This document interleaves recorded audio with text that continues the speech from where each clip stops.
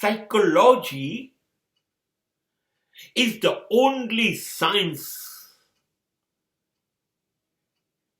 to be observed. મનોવિજ્ઞાન એ એકમાત્ર અભ્યાસ છે, એ એકમાત્ર જ્ઞાન છે જે બિલકુલ જરૂરી છે.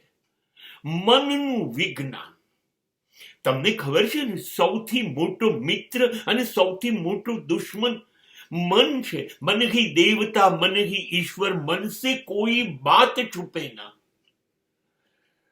तोरा मन दर्पण कहलाए रे, भले बुरे सारे कर्मों को देखे और दिखाए रे. मानस मनથી, વિચારોથી રામ કે રાવણ બને છે, કૃષ્ણ કે કંસ બને છે, મનથી. અને મન વિજ્ઞાન એ મનનું વિજ્ઞાન છે. મન પેદા કરે છે પ્રેમની લાગણી, સહકારની લાગણી, મદદરૂપ બનવાની લાગણી.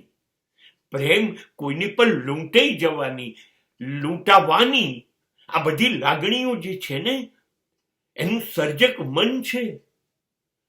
એ કહે છે જા જીવનને રામ બનાવો, એ કહે છે. અને એનું એ જ મન જે દાડે વિફરેને આપણા કાબુમાંથી બહાર નીકળી જાય ને,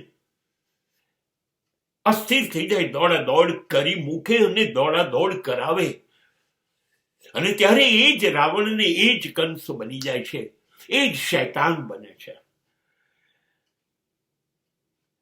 એની દરેકે દરેક બાબતનો અભ્યાસ એ મનોવિજ્ઞાન કરે છે. ક્યાં લોભ છે, ક્યાં લાલચ છે, ક્યાં સ્વાર્થ છે, ક્યાં હલકટાઈ છે, ક્યાં નબળા વિચારો છે, ક્યાં ગુસ્સો છે, ક્યાં કામનું કેન્દ્ર છે. Where is anger? Where is sex? Where is the greed? Where are the excitement? And where is my ego? Everything settled in my mind.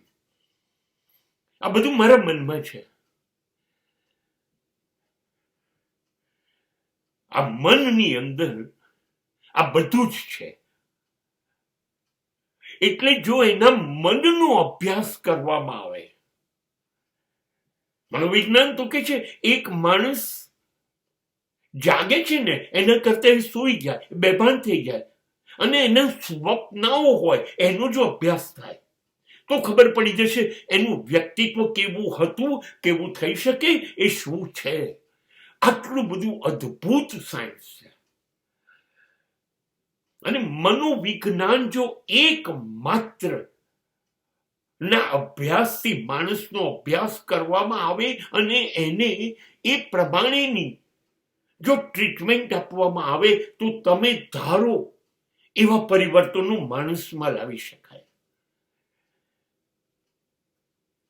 મનોવિજ્ઞાન ના સર્જક ફ્રોઈડ અને યુંગ, આ લોકોએ એટલી બધી અદ્ભુત વાતો કરી છે કે આ લોકોને આ વર્તમાન સમયના ઋષિ કહેવા જોઈએ, મહંત કહેવા જોઈએ. એટલું બધું અદ્ભુત જ્ઞાન સાયકોલોજીમાં આપેલું છે.